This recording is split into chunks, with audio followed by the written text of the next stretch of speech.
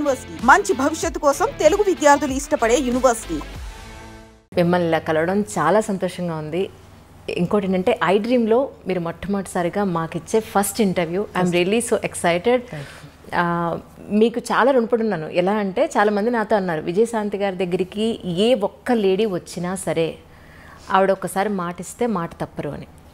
అందరు ఇలాగ చెప్తారులే అనుకున్నాను. నాదొక చాలా చిన్న పరిచయం. యాక్చువల్లీ నేను మీకు గుర్తున్నాను అనుకున్నాను. సరిలేరు నీకెవరు షూటింగ్ అప్పుడు కలిసాం, మీరు నన్ను అడిగారు. Yes ma'am. సో అప్పుడు అడిగింది ఇప్పుడు కుదిరింది. నిజం మ్యామ్.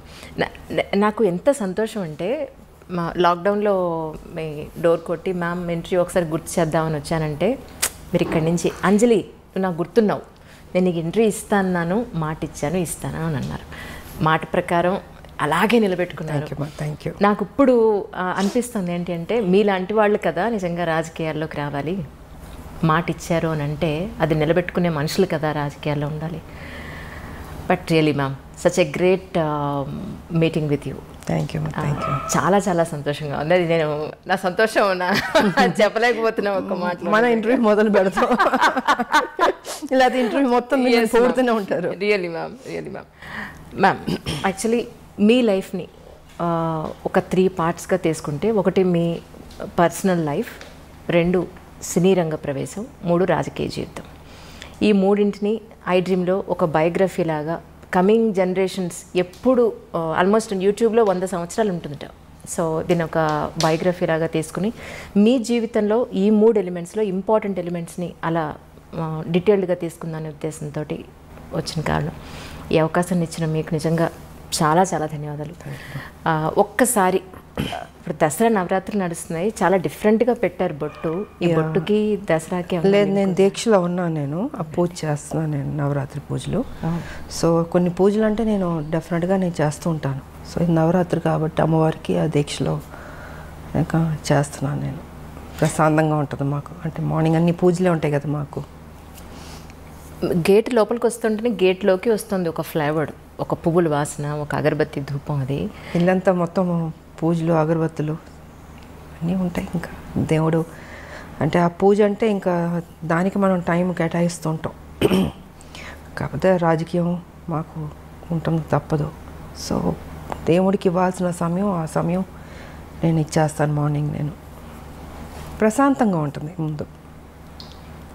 ఈ అంటే పర్టికులర్గా ఆ బొట్ట అలా పెట్టడానికి కారణం ఏదైనా ఉందా అండి? ఏమో నాకు తెలీదు. దేవుని దండం పెట్టుకుంటా అలా పెట్టేస్తాను అంతే.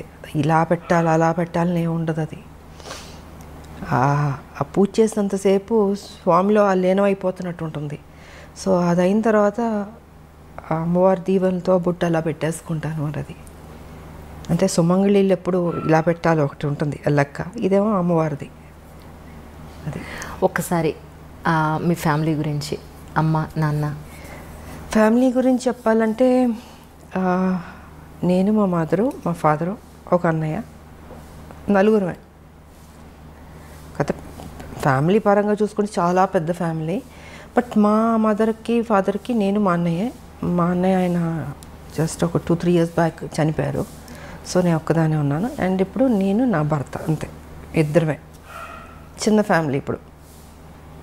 కానీ మీ గురించి తెలుసుకోవాలి ఇంటర్వ్యూ కోసం అన్నప్పుడు నాకు యూట్యూబ్లో చాలా వీడియోలు మీ నాన్నగారు అంటే మీకు చాలా ఇష్టమని, మీరు షూటింగ్ టైంలో ఉన్నప్పుడు నాన్నగారు కాలం చేశారని, దాన్ని అసలు ఆ టైంలో మీరు కళ్ళు తిరిగి పడిపోయారని కూడా కొన్ని వీడియోలో చెప్పడం జరిగింది. ఒక్కసారి నాన్నగారి గురించి తెలుసు. యాక్చువల్గా దేవాలయం షూటింగ్ చేస్తున్నాం, అమరావతి, గుంటూరు నుంచి అమరావతి. సో అక్కడ షూటింగ్ చేస్తుంటే అక్కడ ఏంటంటే ఫాదర్కి చితి పెట్టడం సీను, టి కృష్ణ గారు డైరెక్షన్, దేవాలయం, శ్రవణ్ బాబు గారిని. సో అక్కడ ఫాదర్కి చితి పెట్టడం సీన్ నేను వెళ్ళి కూతురు చితి పెడుతుంది. ఆ సమయంలో ఏంటంటే ఇక్కడ చెన్నైలో అప్పుడు మా నాన్నగారు పోవడం జరిగింది. నాకు తెలీదు, చెప్పలే, టి కృష్ణ గారు ఎవరు చెప్పలే. సరే ఈవినింగ్ షూటింగ్ అంతా అయిన తర్వాత ఇన్ఫర్మేషన్ వచ్చింది. ఇప్పుడంటే మనకు సెల్ ఫోన్స్ ఉన్నాయి, అప్పుడంతా ల్యాండ్ లైన్, టైం పట్టేది, దొరికేది కాదు. ఐ థింక్ 6:37కి టి కృష్ణ గారికి వచ్చింది మెసేజ్, ఇలాగా ఫాదర్ పోయారు అనేసి. సో ఆయన ఏం చేశారంటే పోయారని చెప్పలే నాకు. నైట్ షూటింగ్ ఉండింది, డే అంతా శ్మశానంలో షూటింగు, నైట్ వచ్చి ఈ దశావతారాలు పాటలు తీస్తున్నాం అది. సో దానికి నేను డ్రెస్ చేంజ్ చేసుకోవడానికి క్లాసికల్ డ్రెస్ చేసుకుని రెడీ అయ్యి వస్తున్నాను. టీ కృష్ణ గారు అన్నారు, ఇలా నాన్నగారు బాగాలేదంట, బయలుదేరమ్మన్నారు అన్నారు. అంతే చెప్పారు. ఏమైందంటే లేదు బాగాలేదన్నారు, అంతే టెన్షన్ అవ్వబాకమ్మా, బాగాలేదన్నారు అన్న. సరే ఆల్మోస్ట్ అన్ని ట్రైన్లు వెళ్ళిపోయినాయి. నైటు అంటే అమరావతి నుంచి గుంటూరుకు రావాలి కదా, వచ్చేటప్పటికి 11-12 అయినట్టుంది నాకు. ఇంకా 12 లాస్ట్ ఒక ట్రైన్ ఉండింది, ఆ ట్రైన్ పట్టుకుని నేను చెన్నైకి వచ్చాను. చెన్నైకి వచ్చి ఇంటికి వచ్చి చూసేటప్పటికి నాన్నగారు పడుకుని ఉన్నారు. నాకేం అర్థం కాలే, అట్లా టోటల్గా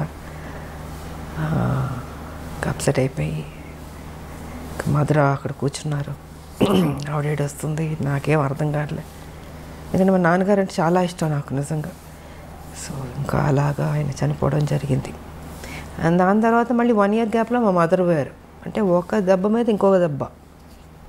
ఆ ఏజ్ చిన్నపిల్లని ఏం తెలుస్తుంది మనకి, తల్లిదండ్రులు ఉండాలని కోరుకుంటాం. అలాంటిది నాన్నగారు ఎన్నో కళ్ళుగా అన్నారు నా కూతురు పెద్ద స్టార్ అవ్వాలి అనేసి. సో ఆ టైం అప్కమింగ్ స్టేజ్ అప్పుడంతా. ఆ సమయంలో ఆయన లేకపోవడం అన్నది పెద్ద సెట్ బ్యాక్ నాకు, నా జీవితంలో పెద్ద బ్లో నాకు. ఇంకా అక్కడి నుంచి మళ్ళీ కోలుకుంటూ మళ్ళీ ముందుకెళ్తుంటే మళ్ళీ మా మదరు ఇంకా ఇది జీవితం అనుకుని ఇంకా అన్నీ నేనే భుజాన్ని వేసుకొని దిగమింగుకొని బాధ్యత తీసుకుని ఇంకా పనే నాకు సర్వస్వం అనుకుని ముందుకెళ్ళడం జరిగింది. అలా జరిగింది మా మదర్ ఫాదర్ది. కానీ ఒక ఆడపిల్లకండి, అంటే అబ్బాయి సొసైటీలో ఏది ఉన్నా, ఎవరి సపోర్ట్ ఉన్నా లేకపోయినా ఈజీగా అమ్మాయితో కంపేర్ చేస్తే ఈజీగా గెటన్ అయిపోగలుగుతాడు. కానీ ఒక అమ్మాయికి పేరెంట్స్ సపోర్టు, పేరెంట్స్ తర్వాత ఒక మంచి భర్త సపోర్ట్ లేకపోతే అంత ఈజీగా ఏ ప్రొఫెషన్లో ఉన్నా పైకి రావడం ఈజీ కాదమ్మా, చాలా టఫ్ అది.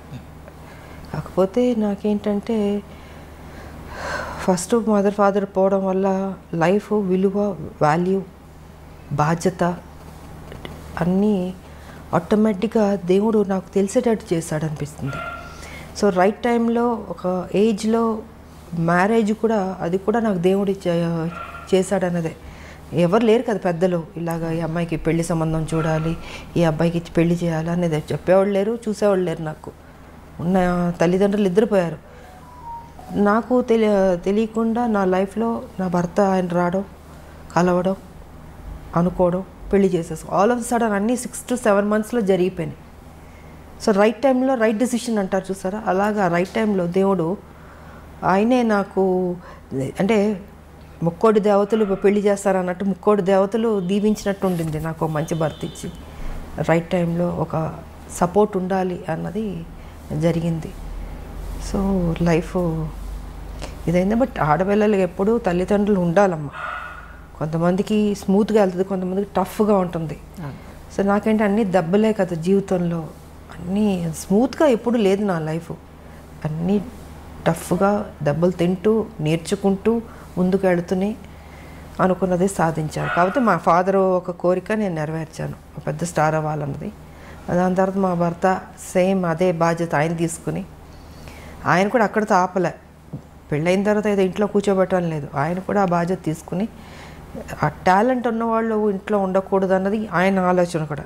సో ఆయన కూడా దాన్ని అలా కంటిన్యూ చేసి మీకు కర్తవ్యం అన్నది ఆయన ప్రొడ్యూస్ చేసి, సో ఒక హీరో ఇమేజ్ తీసుకొచ్చింది మా భర్త. అంటే తను ఓన్లీ ఒక హౌస్ వైఫ్లో లేకపోతే ఈ గ్లామరో ఇలా కాదు, ఇంకేదైనా కొత్తగా చేద్దామని పోలీస్ ఆఫీసర్ది కర్తవ్యం అన్నది ఆయన ప్రొడ్యూస్ చేశారు. ఇంకా దాని తర్వాత లేడీ అమితాబ్, ఇవన్నీ వచ్చినాయి.